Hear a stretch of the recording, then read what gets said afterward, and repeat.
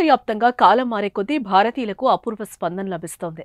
Business రంగం నుంచి వైద్య రంగం వరకు, టెక్ కంపెనీల సీఈఓల నుంచి టాప్ ఇండస్ట్రియలిస్ట్ వరకు, రాజకీయ నేతల నుంచి దేశ ప్రధాని వరకు వరల్డ్లో ఇండియన్స్ రేంజ్ వేరే లెవెల్కి చేరుకుంది. అనేక దేశాల్లో ఉంటూ అన్ని రంగాల్లో ప్రపంచాన్ని శాసిస్తున్నారు భారతీయులు. అయితే ఇప్పటికే గత 2 ఏళ్లుగా మనల్ని 200 ఏళ్లు పాలించి బ్రిటిష్ దేశానికి మన భారత సంతతి రిషి సునాకే ప్రధానిగా తన బాధ్యతలు నిర్వర్తించారు. ఇప్పుడు తాజాగా బ్రిటన్లో జరిగిన జనరల్ ఎలక్షన్లో భారత సంతతి రిషి సునాక్ ప్రాధాన్యం వహిస్తున్న పార్టీ ఓటమి పాలైన భారత సంతతి మూలాలున్న 26 మంది బ్రిటన్ పార్లమెంట్లో అడుగు పెడుతూ రికార్డు సృష్టించనున్నారు. మనల్ని పాలించిన దేశంలో ప్రస్తుతం మన భారతీయులు ఆదరణ సంపాదించి ఆ దేశ పాలనలో కీలక భాగస్వామ్యులుగా ఉండటం దేశానికే గర్వకారణంగా చెప్పుకునే అంశం. ఇందుకు భారతీయులు బ్రిటన్ ఎన్నికల్లో గెలిచిన భారత సంతతి ఎంపీల పట్ల హర్షం వ్యక్తం చేస్తున్నారు.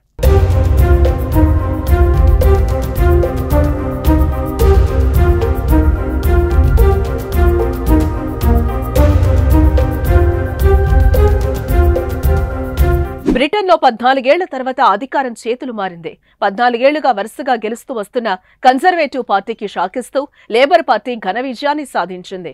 ఈ నేపథ్యంలో రిషి సునాక్ నేతృత్వంలోని కన్జర్వేటివ్ పార్టీ ఈ ఎన్నికల ఘోర పరాభవాన్నే మూటగట్టుకుంది. 14 ఏళ్ల తర్వాత కన్జర్వేటివ్ పార్టీని చిత్తుగా ఓడించి లేబర్ పార్టీ మళ్లీ అధికారంలోకి వచ్చింది. పార్టీని గెలుపు బాట పట్టించిన కేర్ స్టార్మర్ బ్రిటన్ తదుపరి ప్రధాని కానున్నారు. అయితే ఎన్నికల్లో విజయం సాధించిన వెంటనే భారత్ సంబంధాలపై కేర్ స్టార్మర్ ఆసక్తికర వ్యాఖ్యలు చేశారు. భారత్తో వ్యూహాత్మక భాగస్వామ్యాన్ని కోరుకుంటున్నారని స్పష్టం చేశారు. అలాగే దేశ భద్రత, విద్య, సాంకేతికత, వాతావరణ మార్పు వంటి రంగాల్లో మంచి సంబంధాలు కోరుకుంటున్నట్లు పేర్కొన్నారు. యూకే ప్రజలు లేబర్ పార్టీని 412 స్థానాల్లో గెలిపించగా కన్జర్వేటివ్ పార్టీ మాత్రం కేవలం 121 స్థానాలకే పరిమితమైంది. దీంతో లేబర్ పార్టీ అధినేత కీర్ స్టార్మర్ యూకే ప్రధానిగా బాధ్యతలు చేపట్టనున్నారు.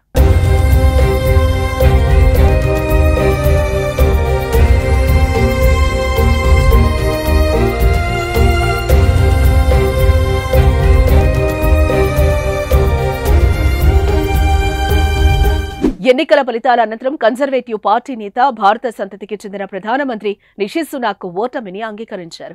ఈ అపజయానికి తానే బాధ్యత వహిస్తున్నట్లు ప్రకటించారు. ప్రజల ఆగ్రహం తనను తాకిందంటూ తీవ్ర భావోద్వేగానికి గురయ్యారు. అలాగే నూతన ప్రధానిగా బాధ్యతలు చేపట్టబోతున్న కీర్ స్టార్మర్ కు అభినందనలు తెలిపారు. అధికారం శాంతియుతంగా చేతులు మారుతుందన్నారు మాజీ ప్రధాని రిషి సునాక్. అయితే 2 ఏళ్ల క్రితం తొలిసారిగా భారత సంతతికి చెందిన రిషి సునాక్ బ్రిటన్ ప్రధానమంత్రి పదవి చేపట్టి చరిత్ర సృష్టించారు. ఇటీవల ఆయన పాపులారిటీ క్రమంగా తగ్గుతూ వచ్చింది. వలసల కట్టడి, ఇతర విషయాల్లో ఆయన తీసుకున్న నిర్ణయాలపై సొంత పార్టీ నేతలే విమర్శలు చేశారు. ఎన్నికల ప్రచారంలో కూడా సునాక్ వివాదాల్లో చిక్కుకున్నారు. ఇవన్నీ ఈ ఎన్నికల్లో ప్రభావం చూపించాయని విశ్లేషకులు అభిప్రాయపడుతున్నారు.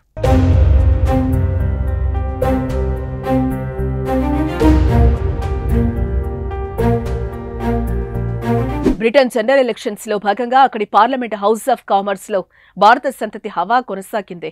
దాదాపు 26 మంది భారత మూలాలున్న అభ్యర్థులు అక్కడి పార్లమెంటుకు ఎన్నికయ్యారు.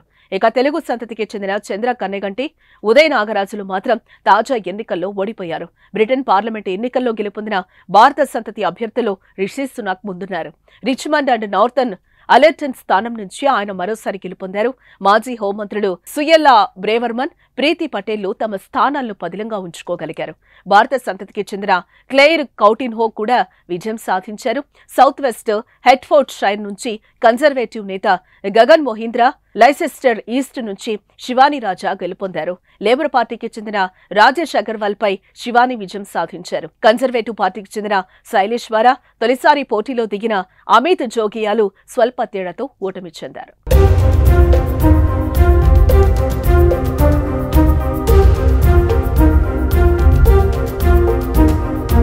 మొత్తంగా లేబర్ పార్టీ నుంచే భారత సంతతి అభ్యర్థులు అధిక సంఖ్యలో బ్రిటన్ పార్లమెంట్లో అడుగుపెట్టేందుకు సిద్ధమయ్యారు. వీరిలో వాల్సల్ పార్లమెంటు నుంచి సీమా మల్హోత్రా, బ్లోక్స్విచ్ నుంచి వాలరీ వాజ్, ఆమె సోదరి కీత్ వాజ్, విగాన్ నుంచి లీసా నాండీలు భారీ మెజార్టీతో గెలుపొందారు. బ్రిటిష్ సిక్కు ఎంపీలు ప్రీత్ కౌర్ గిల్, తన్మంజిత్ సింగ్ దేహీలు మరోసారి విజయం సాధించారు.